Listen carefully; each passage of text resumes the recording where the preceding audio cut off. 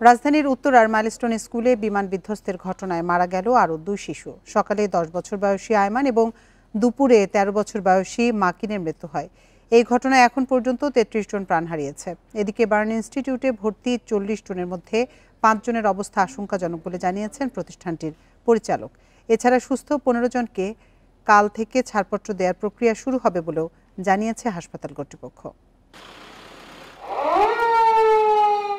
মঙ্গলবারও স্বাভাবিকভাবেই কথা বলছিল বার্ন ইনস্টিটিউটে চিকিৎসাধীন শিশু আয়মান। বৃহস্পতিবার রাতে হঠাৎই তার শারীরিক পরিস্থিতির অবনতি হতে থাকে। শুক্রবার সকালে মারা যায় আয়মান। আয়মানের স্বজনরা প্রশ্ন তুলেছেন, 4 দিন আগেও স্বাভাবিকভাবে কথা বলা আয়মানের এই পরিণতি কেন হলো? মারা গেছে, এখন আসলাম, এই তো ঠিক আছে। সবাই দেশবাসীর কাছে দোয়া প্রার্থী, আমাদের ওই বাচ্চাটার জন্য দোয়া করবেন। এতটুকু বাচ্চা কি কারণে কিভাবে মারা গেল আমরা কিছুই বুঝতে পারলাম না।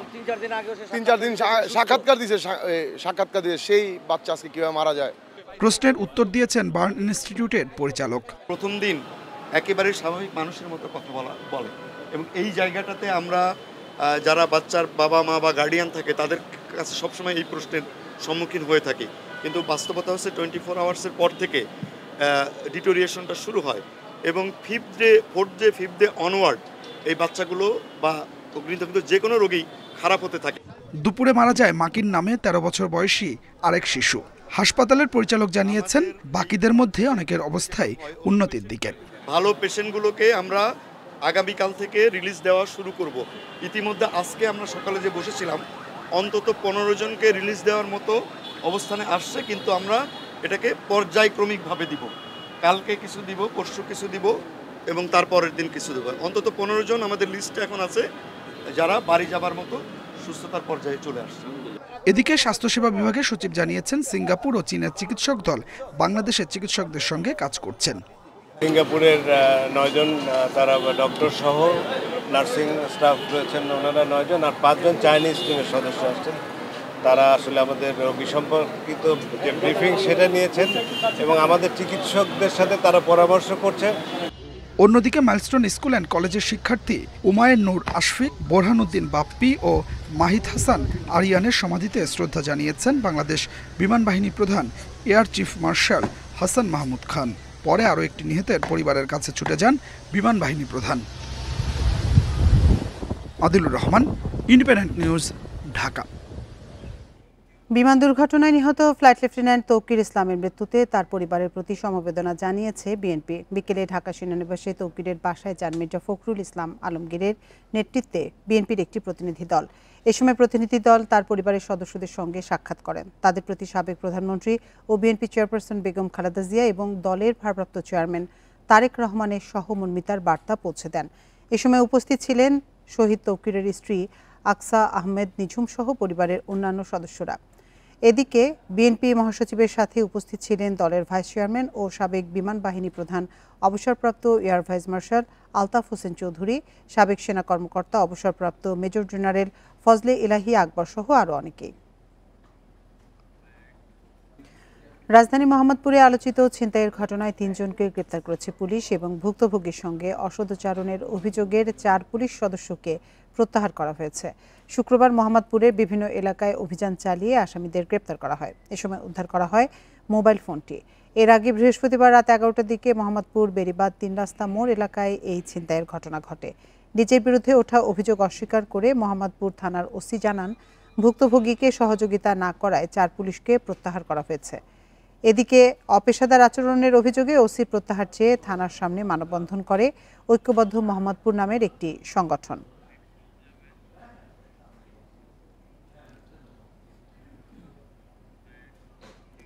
ফেনীর পরশুরামে বিএসএফের গুলিতে 2 বাংলাদেশি নিহত হয়েছেন, আহত হয়েছেন আরও 1 জন। বৃহস্পতিবার রাত 12টার দিকে উপজেলার বাঁশপদুয়া সীমান্ত এলাকায় এই ঘটনা ঘটে। বিজিবি জানায়, নিহত মোহাম্মদ মিল্লাত হোসেন ও মোহাম্মদ লিটন পৌরসভার বাঁশপদুয়া এলাকার বাসিন্দা। আহত মোহাম্মদ আফসারও একই এলাকার বাসিন্দা। স্থানীয়রা জানায়, বৃহস্পতিবার রাতে গুথুমা বিওপির আওতাধীন পিলার অতিক্রম করে ভারতের অভ্যন্তরে তারকাটার কাছে যান কয়েকজন। এ সময় তাদের লক্ষ্য করে বিএসএফ সদস্যরা গুলি ছোড়েন। এ সময় স্থানীয়রা লিটনকে ভারতের অভ্যন্তরে বিলোনিয়া হাসপাতালে নিয়ে গেলে সেখানে তার মৃত্যু হয়। এদিকে গুরুতর আহত অবস্থায় দুজনকে ফেনী জেনারেল হাসপাতালে ভর্তি করা হয়।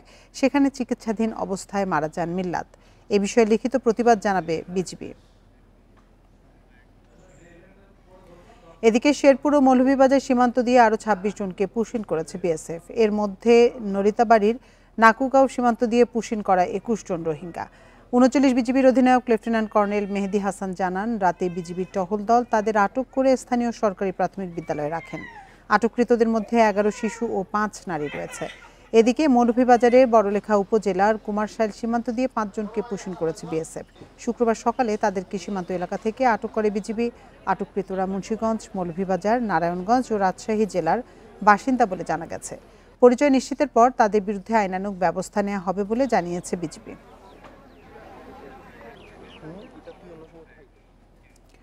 উত্তর বঙ্গোপসাগরে অবস্থানরত নিম্নচাপের প্রভাবে ১১ জেলায় ৩ থেকে ৪ ফুট উচ্চতার জলোচ্ছ্বাস হওয়ার আশঙ্কা রয়েছে বলে জানিয়েছে আবহাওয়া অধিদপ্তর।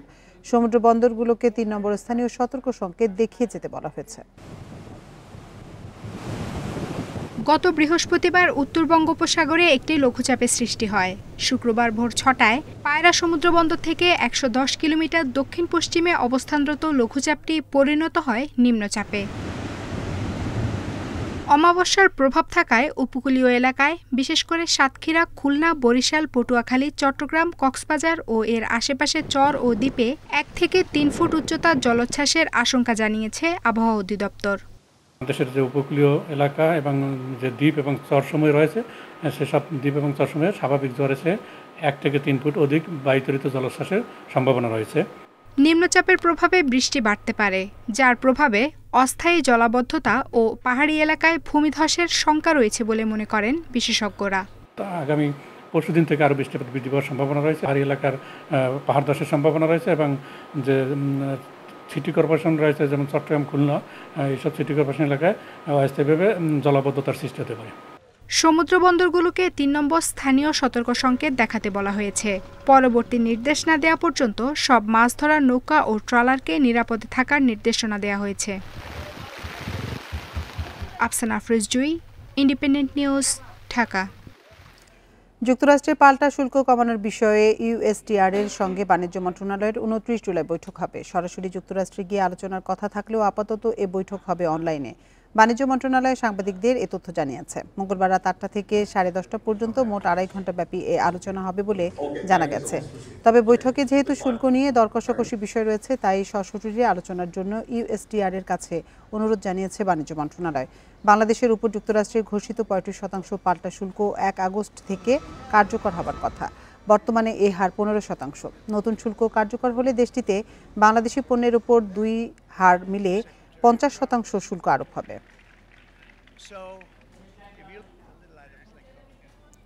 সিরিজের তৃতীয় টি-20তে মুখোমুখি হবে ওয়েস্ট ইন্ডিজ অস্ট্রেলিয়া। সেন্ট কিটসের ওয়ার্নার পার্কে ম্যাচ শুরু শনিবার ভোর ৫টায়।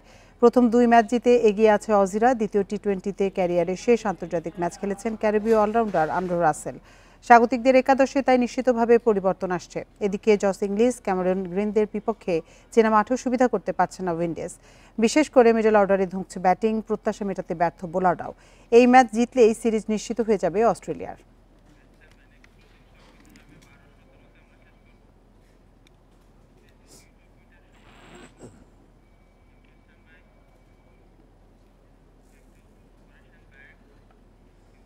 আর এই ছিল এখনকার সংবাদে। ইন্ডিপেন্ডেন্ট টেলিভিশনের সব খবরে বিস্তারিত জানতে চোখ রাখুন ফেসবুক, ইউটিউব এবং এক্সে। এতক্ষণ সাথে থাকার জন্য ধন্যবাদ সবাইকে।